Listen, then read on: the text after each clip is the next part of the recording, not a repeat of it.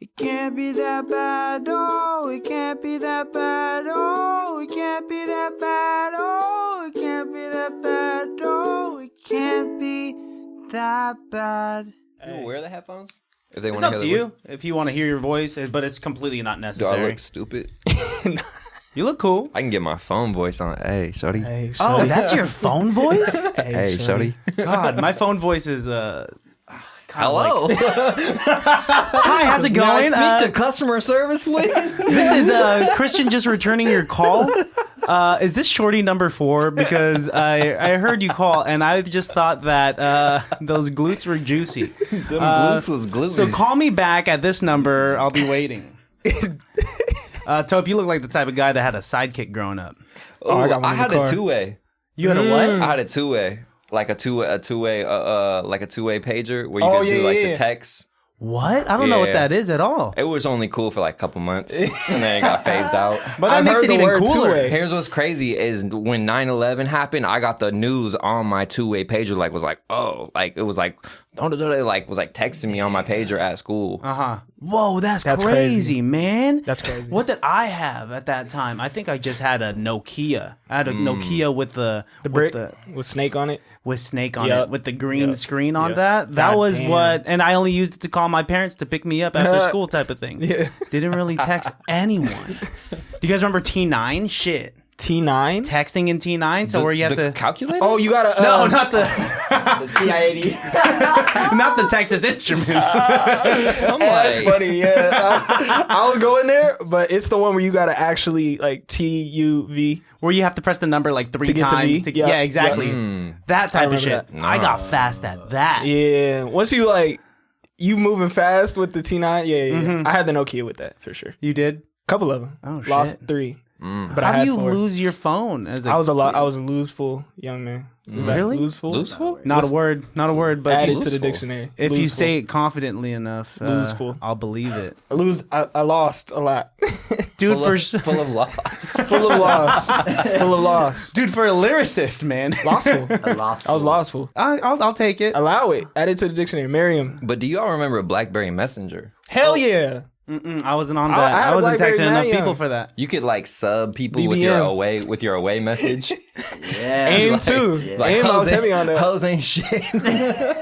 Oh, your BBM. Wait, what do you mean sub people away? You had like a message, like a status message yeah. on the Instagram BBM. notes, but What? it was they did it first. Like status. Oh, you remember shit. Facebook had status or MySpace? Yeah, had yeah, status. yeah. It was the same thing with BBM. Holy yeah. shit! I And remember. AIM. BBM's a crazy thing. I remember It is me kind and- of crazy. me I'm and one gonna of my- not say it ever again. That sounds actually. like, yeah, I think we surgery. should leave that in last decade.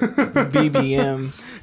Shit, Tope, Danny Ali, and we got Ron in the studio, the voice of the ether again. Ether. back in the background. Ether boy. Shit, you guys just dropped some. I was waiting for this project ever since I went to the live event back in, was that December? December, yep. Man, my how you guys mom's gonna birthday. tease it for 2 months? I know that was Shit, that was for wrong. y'all it was 2 months. For us, it was a minute. Nigga, we've been sitting on this since the summer. That's how long you guys were working on it for? Yeah, Yeah, I think we When started did we in May. finish it? We finished it in like Finished? September, October. I feel like. Finished it was August, like the last Yeah. track recorded in August. Uh-huh. Got it mixed by CJ in October.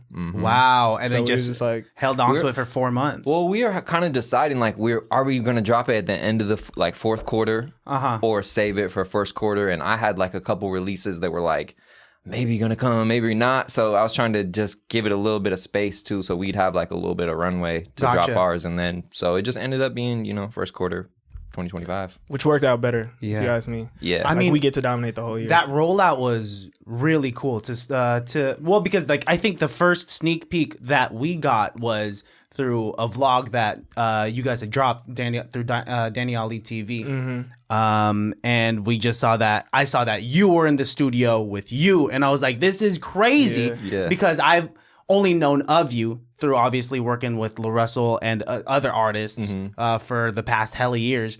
And then to be working with like one of my really good friends right here. Yeah. That was nuts. And then there was a sneak peek of La Russell in the studio too. Yeah. And so I texted this guy. I'm like, how the fuck do I? Yeah, that shit came together accidentally. Yeah. Like, I didn't realize how accidental it was till we stumbled on the Good Company vlog like a week ago of that session, and I was like, damn, this was mad incidental. Like, Yeah. me and Tope the whole story is we met in Seattle for like the first time. And I was out there random on a Kamaya tour. Totally. Like That's we so just crazy. pulled up. Ron was like, yo, LaRussell got a show in Seattle the next day. And I was like, we got an extra day in Seattle. Yeah. So it was like, fuck it, we gonna pull up. Gold card, obviously. So Yeah. he gets into everything with a +1. And then we pulled up. And then I'm on the side and I'm like, nigga, that's Tope. I've been wanting to talk to bro for a minute. So I chopped it up. He's like, bruh, me and Splash was just talking about you. literally. And I was like, bro, what's happening right now? Literally. And We then were outside. Sorry, go ahead. Nah, go ahead. Yeah. We were That's just it. outside smoking like the whole trip, just kind of just talking. And Danny had came up and we're like, and I was like, yeah, I'll mess with bro. Like, I want to work with him. And Splash like, we should just lock in. And I'm like, yeah, we should just do a project. And Splash like, oh, come document it, all this stuff. So we had just been talking about like linking with Danny when we get back. Then we end up seeing him at the show. And it was just like, bro, we were just talking about working with you, you know, so. Destiny. And you guys had met multiple times prior to that, I'm assuming. No, that was like the first time. Yeah, I had seen his content online and I was like, okay, bro's tight. And I think we had talked on DM just real briefly about, hey, we should work someday or have a session, but we didn't put anything like nothing was, you know, like in concrete, like nothing was, we didn't plan anything or anything. It was just like one of those talked about things. So that was the first time we actually face to face met. Wow, that's Completely nuts. random. Yeah. I had met Splash, but we hadn't talked. And I hadn't met anyone else. Well, I mean, me and Russ had like bumped into each other a few times. Yeah, and before met that. each other. But before that, it was like, I know these people as much as they know anybody else, pretty much, to me. So them talking about like they want to work with me, I was like, bro, okay, let's make it happen. And then we got back, and then basically the whole summer just spent crafting what just came out. Dude, that's so crazy. I mean, it's just, my role now in the community has evolved so much, and it's cool to get to know these characters in these universe because now I know Danny obviously through family and for like over 10 years, and I've known his music ever since he thought his music was ass that I still think is really dope. And for me to know LaRussell through Good Company separately from Danny, and to just kind of put all these pieces together and to know you, and now you guys are finally working together was crazy. And adds to that element of why I was waiting for this project to drop for so long. Because you guys first came out with Mama Name, and then after that you guys came out with that Sin track, which was so fourth quarter buzzer beater too. Like we didn't know that was coming out as a single until Tuesday. Like, we had talked about it the Friday before. I was like, I don't even know if it's gonna happen, bro. Like I don't know if this is gonna fuck up the release, because if you don't put it in 2 weeks before release radar doesn't pick it up. So I was like, is this gonna fuck up the album? And then I went and I sat and I was like, bro, fuck it. If I put a clean cover together, this shit's coming out on Friday. And I was like, all right, I'm full court press to make it happen. I called this for. I'm like, bro, this might be crazy. I was like on my way to the gym. I'm like, this might be crazy, but what if we took a picture of Chad, Pharrell, and Khalees? That's how it happened.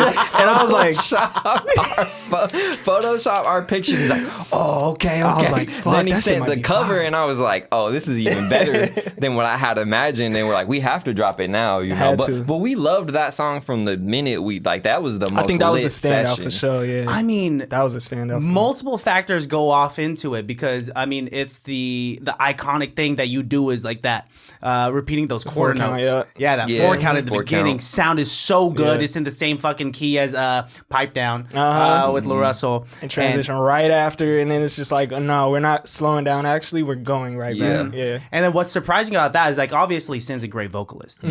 She kills that hook that you're layered onto as well. 100. And then she raps on it. Skated. Which is crazy, Skated. dude. Bars. Skated. Dude, reminiscent of like Rihanna and Lemon. Damn. When she just... We know Rihanna for like some good hooks. And then she raps out of nowhere. And that's when everyone's like, oh shit. And that's how it felt about that. For sure. Sin is so tight, bro. She's like a Bay Area underrated gem, bro. I can't wait for her to really like step into all her glory, because she's really, really talented. There's a whole bunch of artists right now. I think the community investing in artists early on is like investing in cryptocurrency. Huge. You know? That's a bar. I mean, there's like clout with it, right? I mean, this is what we all know from movies and TV. It's just like, I've been knowing this person since they was underground, right? But that's, now that I'm more immersed in this community, it's like really prevalent. And I don't know, this project that you guys got, which you said is probably the first of many. Yeah, yeah. What was different about this collab that that differs from like all the other artists that you've worked with in the past? I think just chemistry. Like it was one of those things where it just kind of clicked naturally. And then as we like got to know each other more, we kind of discovered we like a lot of the same stuff, like sports, jokes, TV shows. Like we kind of discovering that we're like friends along the way too. But I think just that instant chemistry, and I think Danny's work ethic, it mirrors mine. Like the reason why me and LaRussell had so much success, we both work really hard. We both have like a lot of music. Same with Danny. He either comes to the studio prepared, or he's like a quick writer, and we just can knock out a bunch of stuff. Because I'll have 4 or 5 beats ready in a session, or at the least 2 or 3, and Danny's ready. So I think it's one of those things too where like it just made it easy. Like it was a Shaq and Kobe type situation where it was like, but I just throw the ball up and Danny's gonna dunk it. So it's like I don't like to throw the ball up and it drop again. Yeah. You know what I'm saying? Yeah. Like Danny's gonna make sure we score basically like in the studio. So that was one thing that just made it an easy connection. And then one of the things that just like drew me to it at first was like being a self-started artist, like shooting your own visuals, doing covers, and just like his content in general, which drew me to be like, okay, I wonder what it would be like if we mix your work ethic with mine and just see what the product would be like, So it was once we got in there, it was a really easy call, honestly. It was 4 sessions, like in total. Yeah. There was no going back. There was no re-recording. Mm-hmm. All of those are first take.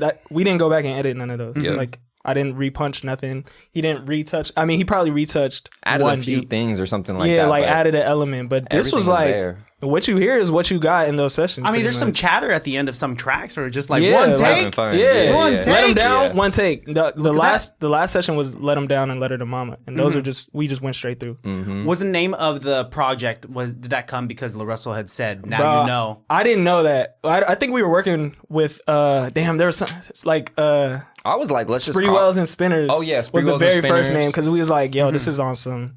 We're going back, and this is 2000s, as you can tell. And then I was like, we could just call the project if you don't know my name. Exactly, because I said that times. Like that's cool. But then I like what he came up with too, and it was like very much in the moment. Like when we recorded that first song, I was just like, this should need if you don't know. And then LaRussell was like, now you know. Now you know. And now looking back at the content, I was like, bro, this low key just it. That's just what it is. If you don't know, now you know. Yeah. Now you know. A lot of people didn't know this was coming.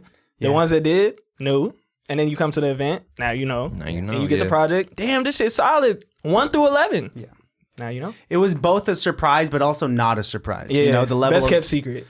The best. Well, in the sense that you guys are both quality, so it makes sense that a collab would eventually come. Yeah. But for our minds weren't necessarily on the forefront of like Tope, Danny Ali, right? Yeah. Until. I mean, I guess those are the best collabs, the ones that you don't anticipate out of anywhere. It just happens. I like what you said about crypto though too. Is like I want to invest in Danny the same way a lot of the artists I work with. Like I see it, and that's something I want to invest in. Like okay, I see where it's going. Like I want to be a part of it, whether it's 1 song or 3 albums or whatever it is. So it's like wanting to invest. Really, I like that analogy for sure. I mean, that's just how it is. I mean, I would like to think of myself as the person that got Bitcoin really early, you know, and I had the not actual Bitcoin. I'm still talking about figuratively. Because when you were making music in Hawaii, that's just like, hey, like I knew that you had something going on, and it's beautiful as. I mean, we're like basically family at this point, but as a good friend to just really see the continuous grind and the upholding of quality and like to collaborate with other people of the same amount of quality and work ethic because I've been listening to that project nonstop ever since. Me too.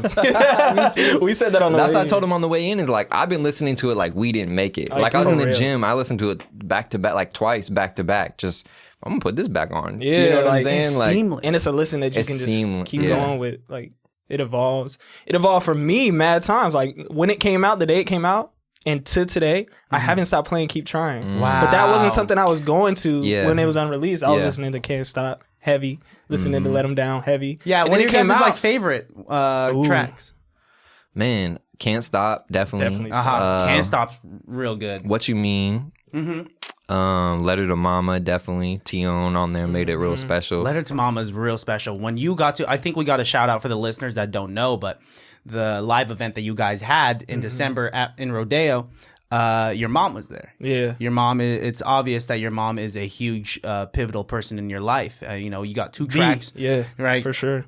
And you got to perform that to her. I tried to. And yeah, she was trying to run away the entire time too. But that was, man, that hit right here. So like, shout out to y'all. Tope, like you working on this project is facts. It's not only a type of project that you could bump and work out to, but it's a type of project that listeners can connect with and think of like the loved ones in their life. Yeah, for sure. Man? I think like for me, that song had a lot of meaning too. Like my mom passed away when I was like 19. She never got to hear any of the music I actually made. So if you know, like back, like even to his, like if you know my mom's name, you know me from a whole different era of my life. So like even as a producer, that song means a lot because the people who have seen me grow from there to now, that obviously means so much. But it's like it's just a very like. You could relate to that statement. Like, if you didn't know me then, like, you might not really, really know me, you know? So it was definitely something that hit home for sure. Yeah, dude. I think you guys really killed it with this. 11 tracks. You guys were, like, nice with it. But also, it's not too much, and it's more than enough. It's 27 minutes. Yeah. That's such a nice runtime for a project. It is. Man, and, like, it's truly... I don't skip anything in the project. I listen to it from track 1 to track 11, man. Yeah. I think one of my personal favorites, because I'm a sucker for samples, is Moments Like This. Yeah. It's that one, especially when it drops. Knew. That was a good call. That was good. I knew that one was going to be for specific people. I think I told Ron this. I was like, I don't listen to this every moment. Like, Moments Like This isn't something I run to every time. Yeah. But when I need it, it's there, and I know I'm going to need exactly that. So that's going to be for the person that needs exactly that. It's motivation, it's a sample, it's like, bro, I don't know. I think it's because I grew up, like, heavy into Kanye. Yeah. And so I'm like, samples kind of, like, make my ears perk for sure, and samples done well. Yeah. So, like, I mean, kudos to y'all, man. Same, Thank you, Kanye, big influence. I think when we started, like, even, like, back to the Kanye thing, like, when we started the project, we said, like, we want to make songs that were, like, our favorite songs that gave you the same feel. Like, when we were growing up, like, Dear Mama, Kanye's, all those type of songs, like, even with Pipe Down, all those, like, we want every song we make to have a feel of something that we love growing up. And if it doesn't have that feel, like, let's push it to the side. Like, let's really, if it doesn't feel classic or something that, like, we love, like, let's not make it. You know what I'm saying? So I think that was, like, a big rule in the creation process of, like, why those 11 are the way they are is, like, it had to have that feeling, for us to like keep going. If it's like, it was not, let's just try. Like, I think we did one new song for the album too. Like, we did a 2-song session, and I'm like, okay, this one I really love. This is the first one I'm like, don't really love. So that was the first one that didn't feel it. So let's just keep moving on with the stuff we love. It's just a great barometer. Even one with Russ didn't make it. Whoa. Like, for real, yeah. Holy shit. I don't know if I was supposed to blast it. No, it's on the second. It's on the second one. But it didn't feel like the rest of it. So it didn't make it. Like, it wasn't just like, I'm not gonna say we shot 100% for this album, but we definitely created everything we needed to in those sessions. You know what I mean? Even if we whittled it down, it's still, we got 12 tracks. Yeah. And 11 of those went on the first, and 1 is going on the second. Yeah. So it's that type of shit where it's like, this feel has to be this feel, and we're not just doing it to do it. Exactly. You know what I mean? We're not gonna waste no effort. If there's anything that I've learned about you and just about, I don't know, work ethic and being a creative, it was the last time you were on, or like 2 times on a year ago, you were saying you have to like lead with intention. Yeah. Like, you have, fuck your goals if they ain't specific is a big thing that I've been saying a lot for the past year. With anything beyond music and in art in general and everything, like, you have to don't do it if you don't love it. When I go shopping, I now don't buy shit if I don't love it. Yeah. You know? And that saved me hella fucking money. And now I really only will rock shit that I like fucking love, you know? Bars. So thank you, man. Do you think I have a career in this or something? You might have like a successful broadcasting career in your future or something. Calling it broadcasting makes it sound like you're in the fucking 50s. Where do you think they got podcast from? No, podcast is fine, but I feel like a broadcast is like, this is going live. You're broadcasting podularly. You with got these words. one more made up word before we cut this Lawful. whole shit out, man. I know, Podularly. Merriam-Webster. Shit, dude. Ron's in the room. I want to hear Ron's perspective. Voice from the Ron. ether. You were there the entire time the project was being made as kind of, someone that's been rocking with Danny ever since y'all were kids. How was this process to just like witness it and to be a lover of music outside of just being a lover of your friend? I should change that sentence.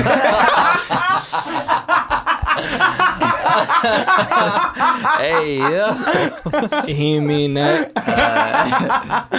Yeah, lover of music, definitely. He's all right. All right, dude. No, that's my dog. I mean, this was the first time I really got to like sit in on multiple sessions that actually had something to do with the entire project, right? I think I say a lot. I think the biggest flex or one of the biggest, accomplishments or one of those things is that the greatest artists of our generation are great creative directors, right? Like where you guys were just talking about, oh, this song didn't feel like the others, so we shouldn't put it in that same sort of, enclosement. Like it's not going to feel right if it's not with this. So it's like, I think in those sessions, making certain songs are like, no, this has to feel right. Just like Tope says, no, this has to feel like something we love because we grew up on, because it has that nostalgia, but it also still works. And it's also just great music, and great music doesn't go away. So it's like every session, just hearing them do, whether it was 2 songs or 3 songs or 1 song, it's like, no, however many songs we do, they're going to feel like this. And so like Danny was saying, it's like, we didn't shoot 100%, but they got close. It's like 90% because they went in with the intention of we're just going to make dope, nostalgic sounding shit that we love. Facts. And we're going to do it with our personal touches. Like I've been in the studio with Tope, and Tope's like meticulous about like, no, I got to make sure this sounds like this. And like these beats are looping for an hour. Like Danny's in the corner, he finished writing, or he's tweaking, and Tope's like, nah, this gotta be perfect. Right. Yep. Like, nah, like, we're just hearing the loops for an hour and an hour and an hour. So it's like, I've heard these songs hundreds of times before they even come out because I've just heard the loops so many times. Yeah. But it's just that level of just care for your craft mixed in with this. Danny's just like, nah, I'm going to make sure I punch in these at this moment. And I'm going to say this. And this reminds me of this song that I grew up on. So I'm going to add this little tidbit so that you guys hear it here. Like that combination, it's got me excited to hear like the entire thing because I was here for pieces. So I've been spinning it nonstop these last 3 days. Yeah. But even just like moving forward, like if that was the first one, what are these next 2 got? I know, that's insane. If we counted Ron's What You Mean listens to my stream count, to our stream count when the album dropped, we'd be at 100,000. First day, we would have been at 100,000. What You Mean was my favorite song when it was created. What You Mean's great. That hook is something good. That's something people have never heard before. Wow. Like that's a sound I feel like I've never heard. Yeah, before. it's a different I don't even sound. understand it to this day. I still don't understand. That might have been the first or second song after the Rust session. Yeah, I can't remember. Because that was a free. I felt like we was gonna call it What You Mean freestyle. Like that was just something I was when I lay my head. Yeah, I was just like, God, I cannot even fathom that. just dude. skated. It's That got a beat, cool bounce. Yeah. Christ, yeah, that's crazy. But on the topic of like the second joint, I understand the realistic expectation that comes about. It's like, oh, this was their first one. Who knows what the second one's gonna be like? But I also understand that there's going to be people who love the first one who don't like the second one realistically because of now the expectation that sets. So I don't want people going into everyone thinking, yo, they going right back to this sound or they going right back. We just trying to like create as much beautiful shit in as many beautiful ways as possible. So to say, I don't want people coming into the second one with first one expectations. I want you coming to the second one with the exact same expectations you had for the first one. Yeah. Just be surprised, be open, and just... We 2 goats, nigga. We gonna do what we do. Like, it's gonna be beautiful, but you just gotta accept it for what it is. It's not the first one going into the second one. It's the second one living as its own complete being. Yeah. I had to say that That's because I know what's gonna come. I mean, I think that's just how the consumer's expectations always are with anything. Yeah. They want And I think as long as you guys just keep creating what you guys love. Yeah.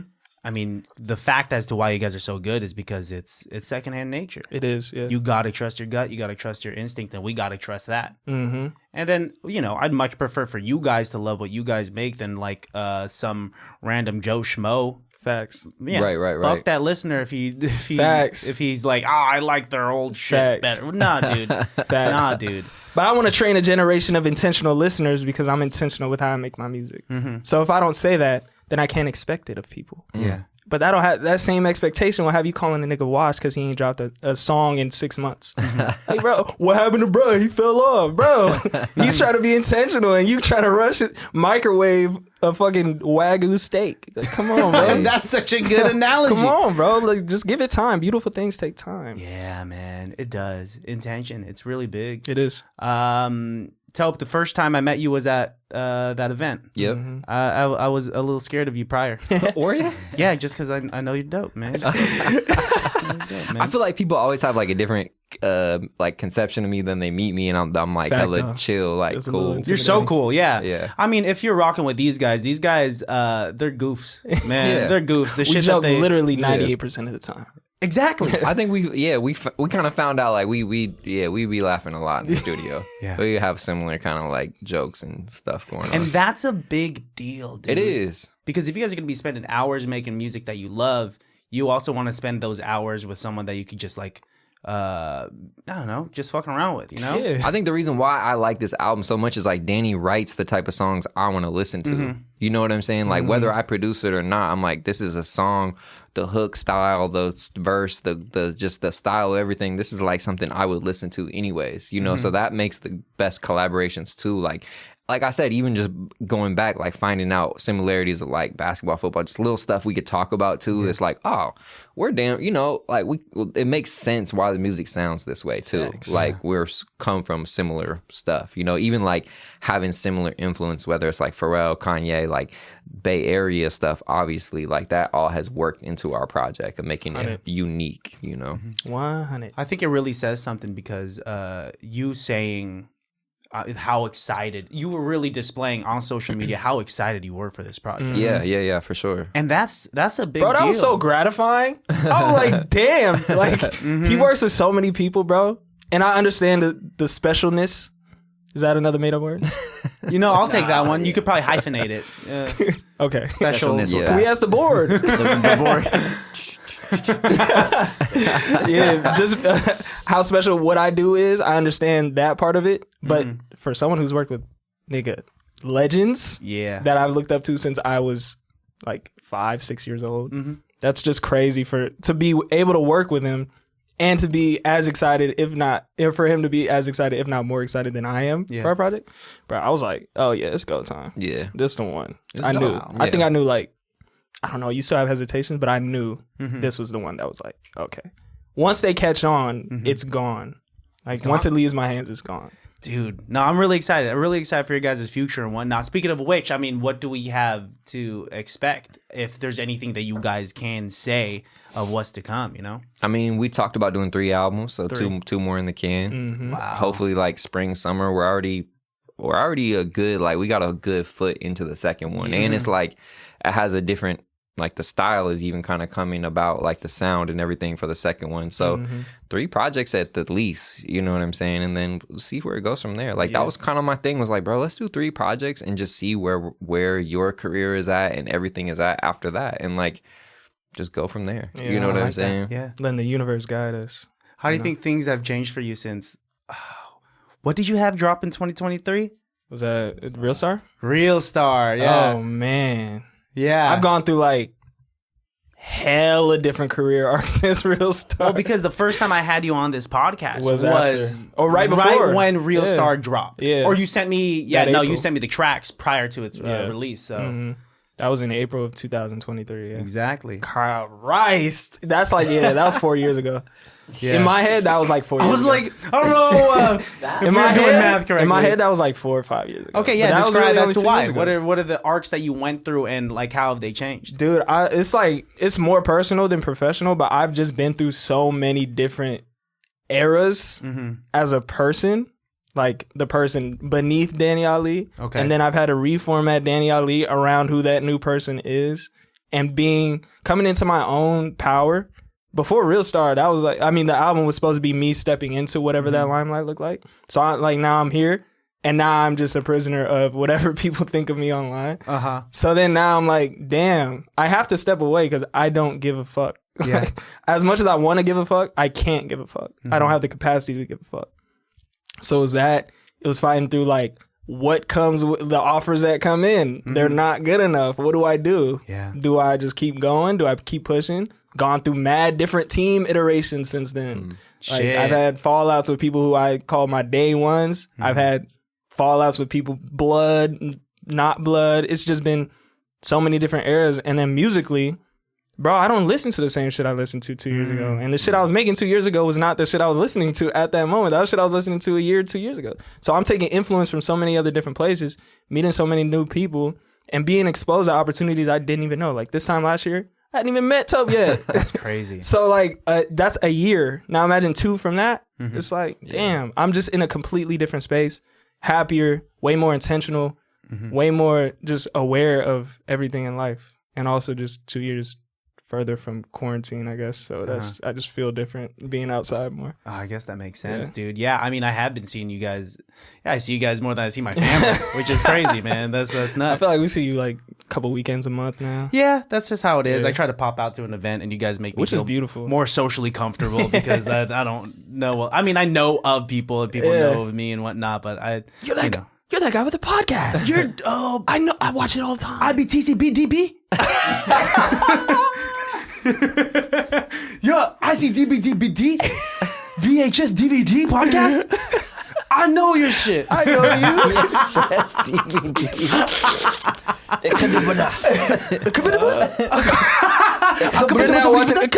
guys have a bad podcast, right? The podcast about being bad? Yeah. It can't be that bad. Something like that. Yeah, it's about Something like that. You're a bad boy. Bad Man Podcast. You're a bad Bad man. man. Welcome to the Bad Man Podcast. It can't be that bad, man. Nah, dude, it is really cool. Yeah, man, and once again, with Tope, now that I've gotten to meet you and chop it up with you, it's always dope to become a fan of the human on top of the artistry too. That makes me want to listen to the music. More. It sucks when it's the opposite way. Man. I'm not going to disclose certain people, but like I've met some people whose It's music tough. I was slapping. Yeah. And then you get to meet their ego. Yep. And Sucks. it's not the same, man. It's not the same. Yeah. And it's cool to know that even though you've worked with some goats out there, that you are this guy that's still, that can chop it up and just, I don't know. I think really I chill. just remember being like underrated. I still feel slept on. You know what are. I'm saying? This nigga still I is, remember bro. feeling like the underrated rapper, just the artist trying to be heard. And I still there's still a huge part of me that feels that way with the success I've had. And I just remember what it felt like, so I just always try and stay humble, and just as easy as things can go up, they can come right back down. And I've experienced that for myself. I've seen it, so I just try and stay humble, and another, I don't really care about all the clout stuff too much. I really just don't care. I care about being happy, being successful, being my bills paid, that type of stuff. Anything other than that I can give or take about the clout. I love that, dude. Yeah. And that's the human aspect of you. That's the relatable aspect of you, because a lot of people let the famedom of even just Bay Area famous get to their fucking head, dude. My goal is I work hard so I don't have to smile or fake being anyone's face I don't want to be. You know what I'm saying? I work that so I could be I wake up, no one can fire me. I'm my own boss, that type of thing. And that's my goal. That's what makes me happy. And I don't want to have to hey, with people I don't like. You know what I'm saying? I don't want to have to do that, whether it's music or otherwise. So that's my goal is just keeping those type of genuine connections around me and that type of stuff. Dude. Yeah. Now, what do you think it is about you as a producer that sets yourself apart from other producers? I think that outside the beats outside of just production, I can offer a little bit more than just the beats, whether it's creative direction, whether it's vocal producing, whether it's 10, 15 years in the game, connections with people I have. But I think it is like, it's more than just like a beat when you work with me too. Like I said, with an artist like Danny, I really like to lock in, learn their style, collaborate, take things that I love, take things that they love, and like find a common ground, you know? So, and I think goes back to like my care, you know, like again, like me just remembering what it was like to be a struggling artist who was working a job, trying to pay for studio time and features and mix and master. So it's like, I understand, you know, and I remember what it was like. So I think just outside the beats, like caring about an artist's career and direction. And sometimes I even have to like stop and be like, bro, this isn't your job. Like, stop. You're not the PR agent. You're not the booking agent. You're not this. You are the producer. And anything else you want to do is extra. But like, sometimes I feel a pressure to really like help artists and be like, man, I should have done more in this. And I'm like, that's not my job. It's not your job. Yeah, you know, my job is to help make the music the best it can be. And that's what I really try and do. Otherwise, you're going to spread yourself thin. Yeah, you know? it can be hard. People that are spread thin are not the best versions of themselves. Yeah. You know, I struggle with that daily, bro. Like on top of being this creator, this podcaster, I'm a fiance. I'm a brother, I'm a son, I'm a friend. Yeah. And I gotta be able, everyone, because we all kind of struggle with this type of, with ego and like self-worth as artists and whatnot, you know, are we good enough? I think it's important to be like, nah, it's cool. I don't have to overextend myself. Yeah. Yeah, and that's why you guys got good heads on your shoulders, and that's why you guys are like, that's why you're solid at what you do. That's why you're solid at what you do. That's why Ron's solid at what he does. Ron. Say Ron. That's another thing other people's sessions is missing. They ain't got a Ron. Ooh. It's really important. Vibe manager. Vibe manager. He did have a title. He had a title. Vibe manager. Vibe manager. Ron would always like pick the classic game we were gonna watch. Facts. Like, oh yeah, today we watching LeBron Boston. We started in baseball season, so we didn't have nothing to watch. So we were like, "What's up, LeBron 2019?" It was like, "Ron, what are we watching today?" 2016 finals. Some old we watched like an old Chiefs Rams game. It was just a random game. You got that in your back pocket. It's You just like, and I was gonna say this too. It's like, but Tope was saying, when you can like connect with somebody on a level that's deeper than music. If I think about it as like, if you can name a random sports star from any of the three major American sports in the mid 2000s, like if I just say Marshall Falk and Tope knows what I'm talking about, like we can go on for another 15 minutes. This string of things. Common ground. see, that's crazy. Maybe I gotta be hanging with y'all more because my sports knowledge is little to nothing. Okay. I remember we talked about sports the first time you came onto the podcast, and I told you who my favorite basketball player was. Do you remember who I said? No. Can I guess? Sure. It's super relevant and super long I time low-key ago, forgot. bro. Give me a year. Dennis Rodman. Oh. No, that's crazy though. That's crazy. me a year. Maybe late 90s, early 2000s. I don't think you're gonna get this. You bro. know it? No. But it's so niche that I don't remember. He wore goggles. Horace Grant. Horace Grant. Oh! It was my He gave you a favorite. hint. Holy shit. He gave you a hint. Nigga, that's pretty good. I got You it. gave him a hint. I mean, I guess goggles is a pretty That's like the crazy. most There's four famous niggas. power forward that wear goggles. There's like 4 niggas that wear goggles that are legends. Oh shit. I got him. Talk about his last name's James. I wonder. The short Bronny. basketball player from Space Jam. What's his name? Or Borgins? Oh no, you're talking. From Space Muggsy Jam. Bogues. Yeah, Muggsy Bogues. That's like yeah. saying like his height. Just saying his Yeah. height, and that's okay, I like, get you. He's 5'5". Muggsy Bogues. You know. Nate Robinson. You see, I could have missed. It was a layup, but Late I could have tried to 90s switch and hands and goggles. like. That's funny. Nah, dude. Yeah, my music or my sports knowledge is little to nothing. If you were to ask me who my favorite baseball player is, I'd probably say Michael Jordan or something. Okay, that's a funny answer. I would leave with that at parties. Was it the eyewear? Was it the vision problems that attracted you to being? I was like, I connect to him, dude. We both have. can't see either. That guy got it. I don't know who he is. That guy got it. 60-20. This is how I shoot. 60-20. Did you say astigmatism? You got me at astigmatism, dude.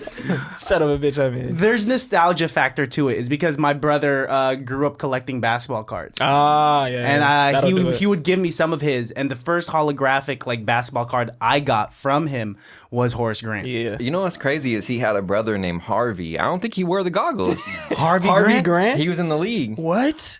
And that's Jeremy Grant. Uncle. Yeah, he would play he played for the Blazers. Jeremy. That's Harvey crazy. Grant. Oh, That's so it's crazy. just a family of Grants. You got 4 NBA players in your family. That's actually crazy. See, come on, guys. My favorite crazy. basketball player kind of Legend. right? Shit. Hey. Nepotism, I love it. Directional buckets. What you know about that? That's funny. That's funny. That's not bad.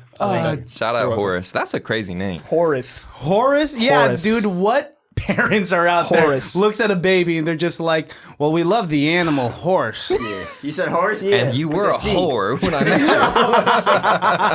And we want to change this name to 2 syllables. Shout out to Horace Grant's parents. I don't know if you're watching this. If this makes it to you, we love you. Damn, Your son dude. is a Yeah, if he was a man whore, they call him Horish Grant, man. Horish. Yeah. Okay, I'm like. That's I'm when you're that. just I'm like kind of a whore. just Yeah, a just little a bit. I little dipped bit. my toe in the water. Bitch, you was whorish last summer. You're on a run, man. That bitch was Horish. Horish. Yeah, dude. I don't know. You guys, are you good at playing ball? I'm decent. I used to be good. Yeah. Now I'm just like a shadow of my former self. Shadow of your former shell. self. I is still the- get buckets, but I used to actually be good. But now I'm like, not good. As good. How tall are you? Like 5'9", 5'10". Yeah, that's Yeah, good. point That's- guard.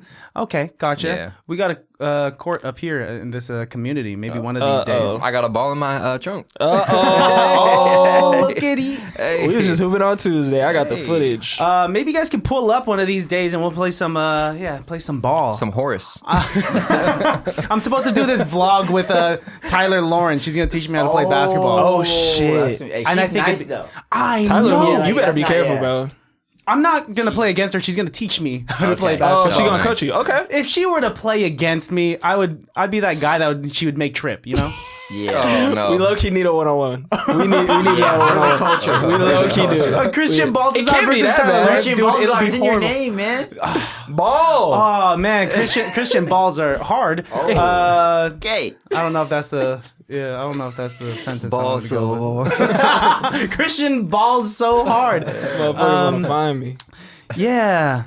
I don't know, man. It's tough for me. I got bad hat. When I was a kid, I might have told you this story, but I'm traumatized from playing basketball or pickup games because there was this kid named Kenneth. He was taller, he was faster than me, and I was the new kid in Benicia, and I was playing basketball, and he challenged me, and then I was guarding him, and he bounced the ball off my head. Oh shit. Oh no. Did he score? Did he score? He scored, and then I cried. Was the thing that made it worse. With the triple. You got hit with the triple. And I was a new kid, so it's not like I Oh, had you friends was to lean that- back on. I was still trying to make friends. That's just fucked up. That's hard to live that down. That's just That's fucked up. disrespectful. He felt something. He's What like, grade was this? This was in the 7th grade. Yeah. Oh, That's a like little one of the old, worst too. years. That's one of the 3 worst years to get embarrassed. That's as like a kid. socially. That's like a socially pivotal It is. year. You know? I actually just said that yesterday. But like you can 6 still to 8. like shake it off before high school. Yeah, if it's Like, you ninth, know, Yeah. ninth is it might be the Oh, yeah. worst. Yeah. Ninth might be the worst. it might be 6 is pretty bad too. Yeah, 6 is pretty bad. 7th is like in the middle. But to get a ball bounced off your head while wearing puka shells, Oh, not- puka shells on too. Wait, Okay. were you wearing glasses and puka shells? glasses, puka shells, South Pole. Rolly backpack? Wait. Wait, did your glasses fall? No, they no, they Down the didn't. middle's They crazy. didn't fall, but they were like this afterwards. You know? Oh my It's like- god! I just picture the puka shell necklace like exploding. Like it's just puka shells everywhere. Because that's happened to people. Look like marbles. What was your initial reaction after he bounced it off your forehead? Like, what did you want to do? Like, what did you do in that moment? I think I wanted to fight him. I wanted to fight. Just a Yeah. lot But you of continued to stud. try to guard him, Uh-huh. and it just didn't go well. It just didn't go well, dude. Because I was kind of confident in my basketball playing abilities because Yeah. I was Not much longer. No. After that, I think I stopped. Okay. Now I understand. Because in the Horace. 5th grade, Horace Grant. Horace. Oh man, I switched to goggles. would have been proud of me. That's why I should have worn goggles, dude. Yeah. In the 5th grade, I grew up. I was taller than all the other kids, right? I hit a growth spurt a bit earlier, so I was like, yeah. I was gold You ten thought- okay, motherfuckers, left and NBA right. Street Volume 2. Yeah, volume 2. Yeah, exactly. Game breaker. And then so I moved to Benicia, hoping I could make friends through playing ball. And then this kid Kenneth, man, Ruin those Damn. dreams. just ruined it. He Wonder said where nope. he's at now. Yeah. Shout out Kenneth, bro. If you're watching Professional this. Hooper. Yeah, he's probably professional, dude. Globetrotter. Tope, what were you like as a kid?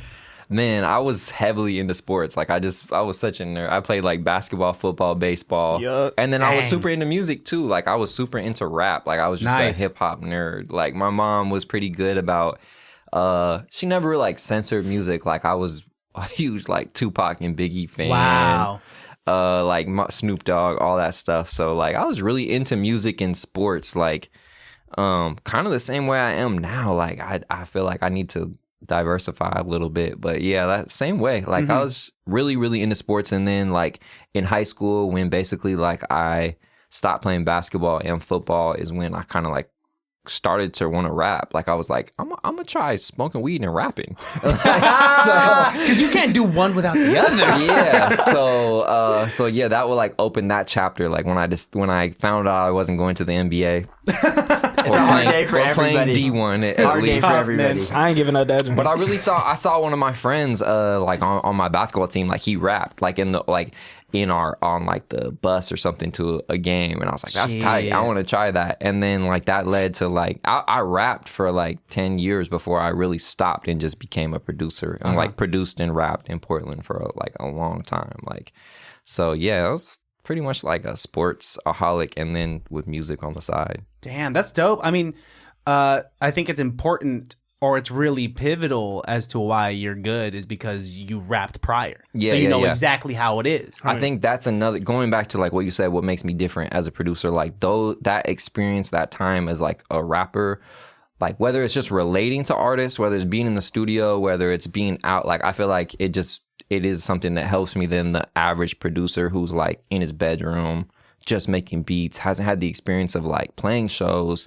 putting out albums, promoting, making songs, you know, like just the experience. It's like being a DJ. Like when you go DJ, you see what songs work and what don't. Yeah. When you're a rapper on stage, you see what little tricks work, what tempos work, what keys, all that type of stuff too. So like all this knowledge, you know, is all, and then just me being like a huge fan. Like I used to just study liner notes when I was a kid, just read who produced this, who produced that. And so just like all that kind of building up, like kind of being a nerd, like a music nerd and like a history nerd too. Wow. Like I love music history. And that's important too. Yeah. I've spoken to DJs on this podcast, and I've asked them questions like, what makes you a good DJ? Yeah. And they said like, know the history of the music. Yep. My only job was I worked at a record store in Portland. Like I worked at this record store, and we, you know, I just like, we had like a giant soul and jazz section. We just play music that we wanted to all day. So I just go through and just literally like learning about all type of jazz people, all type of soul, R&B, and literally because we couldn't really play, like you could play rap, but like we weren't supposed to, because if it cussed, it would like offend the customer. So we had to play like friendly music towards the customer. So that's when I really became like a sample savant, and just like my record collection like is big because of that job, and just my knowledge of 60s, 70s soul and jazz, like because of that job, really. What were some 80s. of the top soul and jazz that you were playing? Curtis Mayfield, definitely, you know, is up there. Alice Coltrane, jazz stuff, Cannonball Adderley, you know. So you have like, an ear for like that, yeah, for sampling. That makes sense, and for like some of the greatest instrumentalists to have ever fucking lived. Yeah, literally. And now, I mean, I just tuned into your live yesterday. You were like producing something with Tion, right? Yeah, we're doing like a jazz project. That shit is crazy. And that goes like my whole family's musicians. Like I really grew up. It's funny to say, but I like grew up in the church, like around a lot of gospel music, and my grandma like always playing jazz. All my cousins except for me all play like multiple instruments except for me and my sister. But it's just like the music is in our blood for sure. Wow. Yeah. Fuck, dude. I wish that I had that cool of a backstory. It's just the most stereotypical. I come from thing. a family of podcasters. I come from Nepo baby. My dad was a broadcaster. My mother, she worked at a radio store. Radio Shack. She worked at a Radio Shack. Circuit City. Yeah. 30 years. My first mic, a Blue Yeti. Straight to the USB using Windows XP. Dial-up. Right. That's funny. That's hilarious. Dude, fuck, man. No, I karaoke. It's the most just the stereotype is true. You've seen me sing. You heard me sing for the first time. I think I have a video last year. of it. No, you recorded I think me? I did. Burn it, please, man. I think I got it somewhere. I think we were talking about that the other day. Dog. We were talking about how we as a friend group have never done karaoke. What? I don't know if guys are supposed to do that. But my girl, and I've had a few friends to be like, yeah, we did karaoke today. And I'm like, nigga, we ain't never done karaoke. And then I thought about it. I was like, they would have me up there, like, for literally every song. That nigga Fatty's not singing. Yeah, like, we don't have Fatty is not for the If we sing. had, like, brought somebody and, like, we didn't know they can sing and they did really well, like, it wouldn't be a good thing. That person would get roasted for, like... Yeah, If they sang well? Yeah, like, we didn't know he was, like, a secret singer. Now it's singing like, we can't play music without Jamie this guy. Foxx He might face bust ass a nigga. note. Here goes A minor And walking then, around. that's funny. Oh shit! Call that nigga A-Minor. And then I was like, Oh, just don't badass. invite Christian, because he smoked karaoke the times I've seen him do it. No, there's. You can sing, man. See, It's yo, not, love- nothing to be embarrassed And it's about not because you something don't where he was hide it. like, oh, this was pretty good. Like, yo, he hit every every note of a Mariah Carey song. No, dude, I could never. No, it's a love-hate thing because now that people know that I can sing, I have to be kind of tactful when I do sure. karaoke because I don't want to ruin it for people. Yeah. There's, It's the Uno +4. You can't play that every time. I can't do that, man. I'm just gonna be. It's an asshole move. So He starts rapping and then he's like, oh, okay. yeah. Stick to that one. it's cause, and I've talked about it before. I have to be tactful because if I sing too well, then people be like, "We get it. You sing. You can sing." Yeah. If I don't sing well enough, people are like, "I thought you could sing." Damn. So I have to sing basic songs that everyone can sing along to and just be kind of like in tune but not extra. Yeah. And that's not the most fun. That probably Yeah. sucks. But it's good for everybody else. It's good for everyone Yeah. else. And if everyone's just like drunk and singing and it's a good time. Keeps the vibes high. Yeah, and I have to sing well at family parties because it's my dad's asking me and my family's there. And it's Yeah, it's the thing. it is a thing. What's your go-to karaoke song? You think, I've not. if you were to do it? If I were to do it, damn, I don't know. What am I singing lately? Yo, there's a song by Kiyomi that I would do on karaoke. Say, That's Oh, a slap. bro, I've I be been listening to that playing literally that every song. day. Yeah, I've been I listen to playing that that literally every day. see, I want to hear that. That that's a shit, slap. yeah, that's one of my favorite songs. Sample. No, No. How about you, Tope? What would you sing on karaoke if you had to? At gunpoint. Gunpoint karaoke. Gunpoint That might be a song, fire nigga. show. Gunpoint karaoke. New podcast. Hey, man. sing the song, nigga. What song? Any song. I find my guests on the street. What's that Montel Jordan song? Oh, this is how we do it. This is how we do it. Perfect Yeah, I karaoke think that'd song. be good one. how we. You don't have to do it like hella good. No, you don't. You just And gotta be everyone vibrant. would jump in too. That's a viber. Man, that's Yeah, that perfect. Kiyomi when you Or gotta sing. Usher, 7 o'clock. Yeah, on the top. I'm in the. It depends on who in the Who's in the audience. It streets? depends on who in the audience. You feel me? What we talking Hey. about? Oh, dang. Tope, man. It's obvious you had a Blackberry. Hey, how you doing, Pause. Shouty? Hey, shorty, what's your Blackberry Messenger? Man, I never understood as a kid why girls were being called shorty, so I never called them shorty. What'd you call them? I just said, I don't know, Jessica, Samantha, Tori. You know, I would call them by their names. Do you need anything? Miss. Yeah. Excuse me, ma'am. I still pull out the shorty on text every once in a while. Shorty. It's hit or miss. Shorty. I mean, you miss. could. I mean, you're the type of guy that could pull it off. Shorty. Yeah. Shawty. You kind of got Yeah, I that was gonna vibe. say AW. Shorty. Yeah. Shorty. Shorty. Shorty. SHORTY. Yeah. But sure. you gotta read them Shorty maybe like I'm just mine. old. Maybe I'm just an old head. That might be my karaoke song. Shorty like mine. Bow Wow. Go, and, sing it. No, Chris Brown. For free. That might be it. That might be it. Man, dude, were you good with the girls when you're growing up? You know. That's going to be a note for me, I big ain't dog. never had no. I ain't never had no. I never turned my collar down, but Dang, dude. Shit, man. I mean, you know, I should've switched been- schools in 6th grade. Everyone wanted to fight. Oh, you were that kid. You know. Yeah. I knew a couple of those. Wait, you moved from Portland to the Bay in 6th grade. No, I moved in 2015, like way later. Okay, Way later, yeah. gotcha. Yeah. Dang, dude. Wait, why did you move from Portland to the Bay? What was the I just was reason? like, I just wanted to like explore a different market when it came to music. Like I felt like I had kind of tapped out a little bit and was hitting the ceiling and wanted to like challenge myself with moving somewhere differently. Okay. I thought I was gonna move to LA, and I did for like, I moved to the Bay, then I moved to LA, then I moved back to the Bay. Okay. And just kind of like, I don't know, I really found like a home in the Bay. I didn't know I was gonna love it like I did, and just like kind of just like the flow of the Bay Area versus the flow of LA, I just kind of liked more for like living. Like I love LA for going to get work done and like doing events and all that type of stuff. Like there's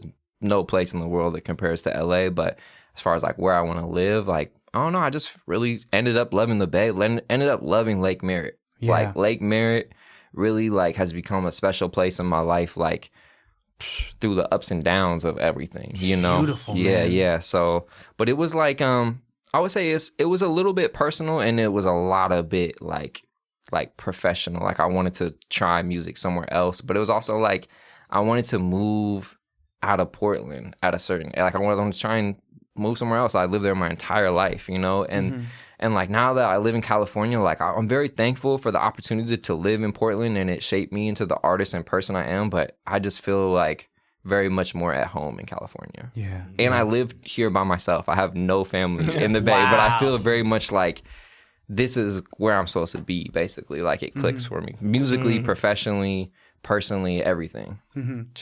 I mean, now it's become a name that your name has been thrown around everywhere. Like I heard it when I first started interviewing a bunch of artists and whatnot. Yeah. And Yasion came on, and he had that clip. I made that clip for him where he said, like, I shot as many like album covers for LaRussell as Tope has projects with LaRussell. Yeah. How many projects do you have with? I think we have 7, and then an 8th that'll be like 8th unreleased project. Yeah, so our 8th one will drop this year. Damn, dude. Yeah. What was that moment like when things started to roll with LaRussell? Man, it was crazy because we put in a lot of months that were like free. We're not getting no type of money, and it was like we knew it was coming, but it was like it was one of those things we knew it was coming, but he didn't know when. And then the first few months of like him going viral before we put out Marlon 7 was just like, it was a lot of up and down. Like I didn't know what was going to go on, if he was going to sign a deal, if he was going to work with other producers, what was going on. So it was just like a lot of questions, you know. And then when things started to roll, it happened really quick. Like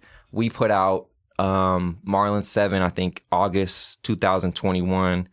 By September, we were in L.A. Reid's studio down in LA, all expense paid, recording the second album, recording Cook Together, Eat Together, doing Baggage Claim, doing all this stuff. Like a month later, all expenses paid at the Mondrian in LA, you know, like it was quick, you know, and thankfully, like one thing I have to shout out LaRussell is like there's so many times like he didn't need to bring me along, but because of like whether it was moral support or the work I did for free or whatever, like LaRussell always included me on those trips, like whether it was trips to New York or DC or whatever, like he always made sure I was there. So it was like, it happened really, really quick from something that like, something very similar that I saw that I believed in to it actually like happening. And then now just to see him be like a superstar, you know, it's just amazing to be like, my friend who we went from, you know, making songs in the bedroom, whatever, that type of stuff, to be like, my friend is an international, national superstar. It's just amazing to see. Like, there's no one that I'm rooting for more, you know, like I just want to see bro win, you know. But it was crazy. It was a quick thing. What year was your guys' first project? 2021. And it was Marlon 7? Yep. Was Seaman Demon on Marlon 7? Seaman Demon, Marlon 7, yep. Yeah.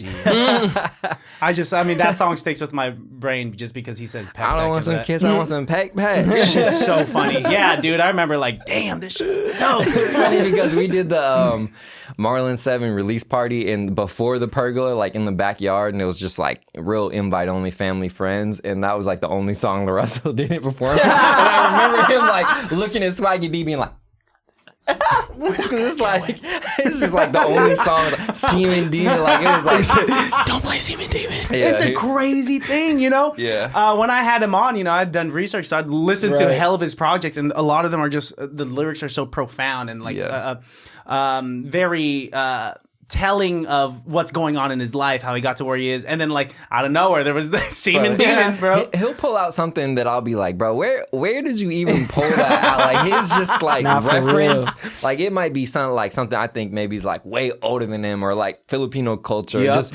whatever it is. Like bro just is a sponge of all those type of things, and it comes out like in his music to where people can really relate to it in a similar to Ye, like how Ye used to be humorous in his lyrics, like it's funny, you know what I'm saying? Bermuda. Like, yeah, dude. See, it's those little characteristics that make him, I don't know, relatable. You know, exactly. I'm pretty confident that I might be the only podcaster that would ever bring up that song. It's deep in the catalog. I don't think it's ever been performed. Like it's like definitely like an album cut for sure. Shit, dude, that's what I would request if he was just like, "What y'all want to hear?" Semen demon, and then like moms in the crowd be like, "The fuck did you just say?" Yeah, man, that's hilarious. It's so dope, dude. Like, no, thank you. Thank you for making this project, man. It's been giving me something to really listen to, like on my car rides, and it's consistent. It feels timeless, you know. I could listen to this like 10 years from now and be like, yeah, this shit still slaps, type of thing. That's the goal, really. That's the goal. Like we really wanted to make something felt classic for real, and I feel like we, you know, kind of did it. Yeah. The response has been that the intention was placed correctly, if I'll say that. Like the intention was received how we wanted it to be. Like people feel like our intention was in the right place, and the product shows it. So that's all I want. Nah, dude. Like, yeah, congrats on this drop. The rollout was impeccable and whatnot. I can't wait to see what's to come. I'm extremely proud to, you know, to see the journey and to now be a part of the journey and whatnot. Man, I'm happy that I'm no longer intimidated by you, dude. Another reason is you looked hella cool in the live from the 206 music video. This guy's out here playing dice in a purple jacket. When we pulled up to Seattle, they was all in uniform too. Yeah. I was like, nigga, I don't know what I'm looking at right now, but this looks many. They all pulled up in the purple shit. I was like, they want to talk to me? I just seen that video. Mine was like a Jeff Hamilton exclusive. That shit was University dude. The whole time I was like, this is Jeff Hamilton. Yeah, that was crazy. different. I was like, this guy's cool. Shout out Seattle, bro. They showed us so much love. That was like that was such a great trip last year. I told y'all too, like that show was the craziest one of the weekend. Yeah. Like we was on that whole tour, and then I was like, bro, that last show, the Sunday, because y'all did what, 4? Yeah, 3. Well, there was like pop-ups, so yeah, we did probably like 4. Yeah, look at 4 that. or 5 actually. And for we went to Tacoma too. Yeah, the last of them. Seattle's a special place. I grew up in Portland, but it's 3 hours away, and Seattle's just like an incredible fan city and music city. Real. Like even if you go to like the Seahawks and the Supersonics, like they're just in the soccer team up there. They're just a big supportive city, you know, and so especially for Bay Area music, like they love Bay Area music and Bay Area culture. So Seattle's such a great place. Shout out Seattle, bro. Yeah. I mean, shout out for multiple reasons. I mean, it was kind of like the catalyst. I mean, Ron. This project don't happen without Seattle. Shout out Seattle. Yeah, that's dude. crazy. Shout out Ron for having that gold card. Gold Pulling card. up, damn. Gold card. Gold card. Shout out the gold card. No, it's crazy. Even like how we said with the La Russell thing, like that whole night was kind of the way it all just happened. Like some things just for real happened. Like that was even supposed to go for something La Russell was using, and I'm like, hey, can we use those over here? You know what I'm saying? Like, so it just everything lined up the way it was supposed to be, and I think those are the best projects. Honey, you know? dude. Yeah, man. Play it for your mama. It's mom friendly. Yeah, shout it out. Shout out the project for the listeners that made it this far and haven't slapped it yet. Like, what are you doing? It's out now. It's out now. What are you doing? Shout out Now You Know. Danny Ali, Tope, produced by Tope, rap by Danny Ali, written by Ron. Go Mixed slap by that. Mixed by CJ. Video shot by Ron. Underdogs. We got some more visuals coming from T-Dubs. We got more visuals coming, just period. We're supposed to be, I mean, we're gonna link up with Splash eventually. It's been a year, but shout out Tion. Shout out my guy Tion on sax. Christian made it. Produced by Infinite. Yeah. Shout out the Q in Berkeley. The Q in Berkeley. All songs recorded at the Q. Man. Shout out Sin, KD, Russ, La Russell. We said Tion already, and that's all the features. Bro, a special project. God, man. Shout out God. Shout out the universe for making Yeah. all this line up. Shout out to, whatever you pray to at night, because it is all a product of that. Fuck yeah. And shout out to y'all. Like, Hey, man. Shout out to us. Thanks for making a Christian fucking for still classic. having the Come on. best A classic. podcast in the Bay. In the motherfucking world. it, Fuck the man. Bay, bro. Hey, In the hey, world. my The best favorite podcast in the world. podcast. Y'all watching the best podcast in the world. This is It Can't Be That Bad. Worldwide. Yeah, IDPTB50G. It a bit of it. Did you guys tell Tope how these episodes Oh end? no! Do you know how the episode I ends? want to leave it as a surprise. I think Yeah. I have. I'm not gonna lie. I was outside my car. I was watching episodes of your podcast. Shit. He did his research. I was like, I feel bad if I haven't, seen a full. I gotta see the full episode. Yeah. Well, did you see the Important ending? choice to make. That means you They have rap, huh? Or Some people rap, give it to him, Christian. Oh, Let I him haven't know. Let rapped. him know. or we do an improv scene. So I have a background in comedy improv. Okay. And I think one of the tent poles of this podcast has surprisingly been making rappers and producers do improv with me. Nigga, we do this. This is what we do. We've been doing improv now for the last 11 You guys months. are seasoned. We do this We now, have a TV though. show, Y'all bro. are seasoned, We're doing man. this. But Shout I have out the Ali most TV. surprising people do improv with me, and it's funny as fuck, man. Let's do it. You know what I'm locked in for? What? Improv. Oh, you're locked for it? Okay. Oh yeah, improv. So the way this works, Tope, is that it can be based off of anything and everything we talked about in today's episode. It can be based off of nothing at all. Did you guys want to start it off? Ron, you're in this. Did you guys want to start it off? Or did you guys want me to start it off? I'll start it off this time. Okay, sounds good. Without further ado, baddies. That's what I call my listeners.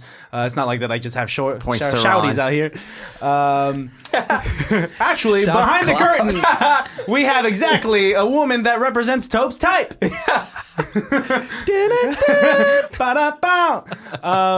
Baddies, without further ado, it can't be that bad. Gotta put some applause and paste. Damn, I can't believe I just had this baby. Where am I? UCLA hospital. Yeah, my gosh, Danny, you blacked out after after your baby popped out of your wife. Like it's just you went through so much lot of that blood. I'm right here with this is Dr. Tope. Dr. Tope, this is Danny, Dr. Tope. Do y'all have insurance? No. What's that? We're gonna have to take the baby back. We're gonna. That's just yeah. No, not Luca. You named the baby already. I mean, Yeah, but his name's Luca. here at this hospital, what hospital are we at again? UCLA. UCLA. Yeah, right there. Hospital. I don't know. This is you have your lawyer here with you. Lawyer. Yeah, we're technically not allowed to name the baby yet. Is my lawyer God? And especially without insurance, I don't think we could name the baby. So, Dr. Tope, please, if you could take Luca away from Luca, Danny over here. come with me. We will be giving you a replacement AD. Anthony. Don't hold that baby too tight. Might break. Oh. Sprained his ankle. Okay, wait. So what's going on? Because I'm just a nurse here, Filipino. So I don't really understood what just happened right there. What does the insurance mean? legal It was a trade. Yeah. We kind of just, sorts. swapped Okay. babies. Cut to Pause. cut to the main hall of UCLA Hospital, where this day of the month is when the trades are happening for all of the babies. Hi. Okay, so I have a Horace Grant baby here. I have a Horace $5. Grant. $5. Okay, what do you have? I got Anthony. Okay. Oh, so you got AD. Can you want to? I'll take the $5 plus AD for a Horace Grant. Oh, no, that's too steep. Ooh. I'll give you half of AD. Oh, well, I don't know if that's possible. The cartilage. Let's ask Doc. We have to throw in some vision plan somewhere. Okay. Vision plan for one of the throw in VSP. Yeah, Horace for sure needs some Yeah, VSP. Horace Okay. plus VSP. Yeah. goggles. Okay. Yeah. What do you got over there? We have Jeremy Grant. Oh. Actually, yeah. Okay. Do you Jeremy. want? I think his name's Jeremy. No, I'm pretty sure his name's Jeremy. I'm pretty sure his mama named him Jeremy. Jeremy. Jeremy. Salami? No, Jeremy. Okay. I'm allergic. Guys, oh my God, they got a Michael Jordan baby. Michael over Jordan baby. here. Very rare. Very rare. I got a first round draft pick for him. We don't have a first round draft pick, sir. My next born, sorry. Oh, okay. We can Look get at that this. written down. Future He first. came out the womb in a pair of size 01s. What? Why is the Michael Jordan baby at the craps table? Oh, shit. Why is he gambling? Oh, shit. Why does he have a Magic's jersey, Bulls jersey, and he's holding a baseball bat? What the fuck? Okay. Why does he have a lot of money? Oh my God. Okay. But this one has hair. It can't be. No, It can't be. It can't be. It's not him, right? it has to be. It might be. I still got my future firstborn. Cut to Dr. Tope trying to simmer down at home with his wife after a long day of baby trading.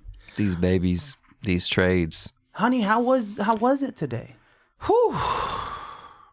You know, I never want to say a baby's ugly, but have you seen Horace? Shit. It was rough. No trades on the block for him. Cut to a zoom in on Horace Grant, baby. I'm just here so I don't get fined. This baby's talking. Oh my God. Yeah, the baby not talk. Not. I just pulled up. Not talk.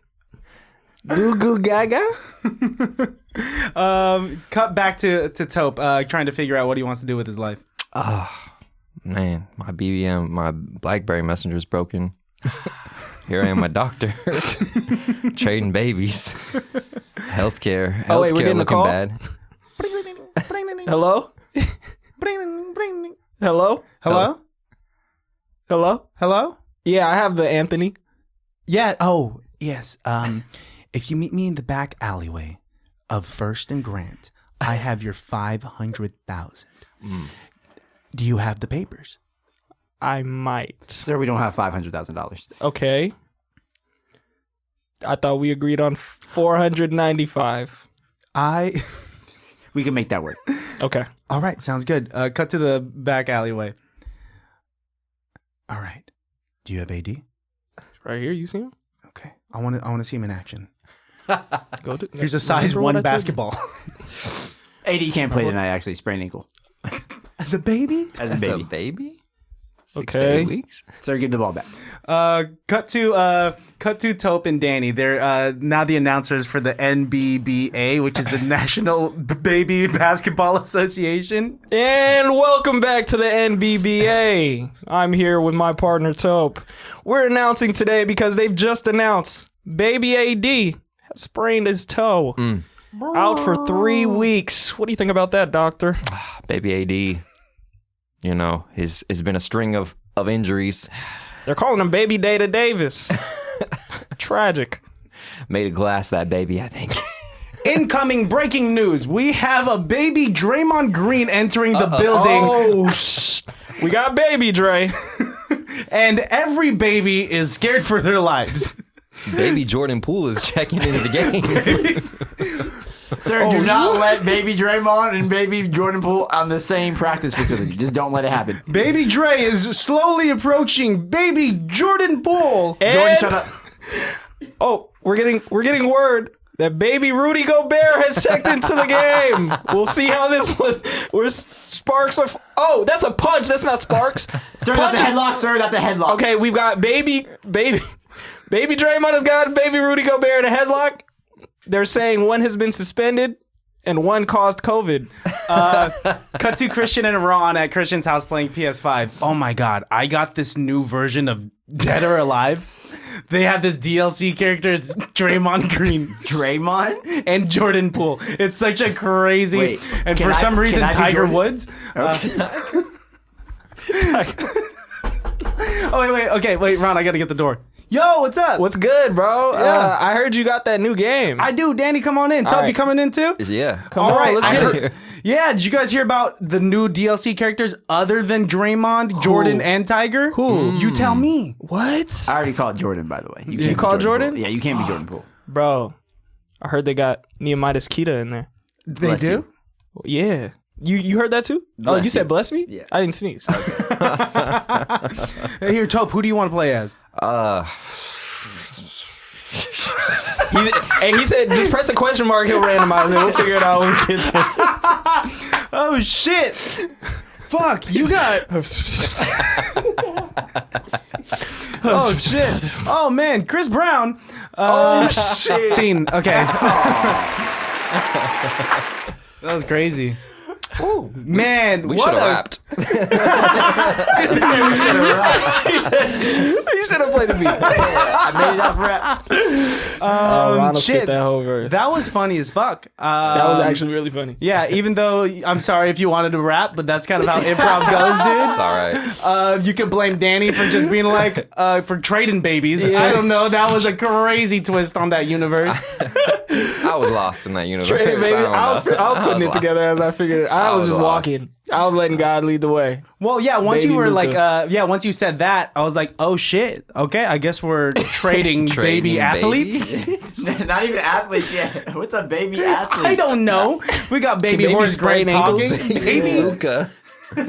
Luka. Gaga. What did you said with the insurance that you can't? I gotta take the baby back for the Yeah, you insurance. didn't have We're gonna insurance, take you him can't back. have the baby. You could have AD. Can't have no baby out here. Crazy. That's Y'all fucking just hilarious. implemented so many surreal factors in this Have universe. no baby, no That's insurance. that's the beauty of improv, baby. That is the If you don't like that, you don't like improv. Yeah. You don't like that. Shout out to all the ICTBB. IC, TD, ICTBD. yeah, BDSM. Hey. Cool. Thanks to you guys. That was fun as fuck. Before we get out of here, please look into the barrels of your camera. And go ahead and let the listeners where they can find you, what they have to look forward to, and what they should be slapping right now. What's up, man? This is Tope. Now you know, out now with Danny Ali. You can find me on all social media. It's Tope, ITSTOPE. Come on. Come on. It's your boy Danny Ali. Now you know, out now in your speakers. You can find me everywhere. At official Danny Ali, or just look up Danny Ali and I'll be there somewhere. Tope, Ron, shout yourself out. My name is Ron. You could peek in front of one of the cameras. Super feel- blurry if you. Yeah. I'm Ron. I'm gonna do one knee. I don't know if that makes it better or worse. Probably makes it worse, but I'm already here. Now lean a little bit to your right and then just fade into I'm it. not doing that, man. I'm not doing that. Ron, Oreo Kid Ronaldo had a brief stint as Ron Doings, but we're not doing that anymore. Pun intended. Yeah. Hell yeah. Yeah. All right. Sounds good. And one more thing, just leave the listeners with a phrase of saying, a piece of advice that reminds them that it can't be that bad. It could always be worse. Someone out there always got something better than worse going on than you, or better. Someone out there always It could be got worse something or better than better. So just be happy with what you have. Boom. I got two things. One, that fear that you feel is you procrastinating on your greatness. So if you're going to procrastinate on your greatness, don't blame no one else other than yourself for not stepping into your light. Two, if you have a problem, you could always be a nigga in a Nissan Altima. Dang. My brother had a It's Nissan always Altima. it's always a person in a Nissan Altima. Always a person. Always blame them. Damn, dude. All right, Ron, you got something? Do I have to get on a knee again? Or can Yeah, You can just do it off camera if you I'll want. just Just Okay, yeah. for So, mouth it. ready? I'm gonna start. Yeah. Ready? 3, 2, 1. Nah, see how Got you him. wasn't. You thought you were gonna pump me. Got him.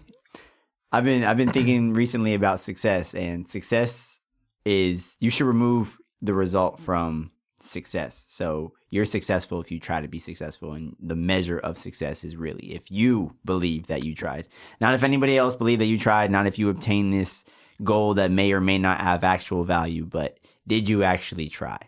And if you tried and you know you tried, then you're successful. Hell yeah.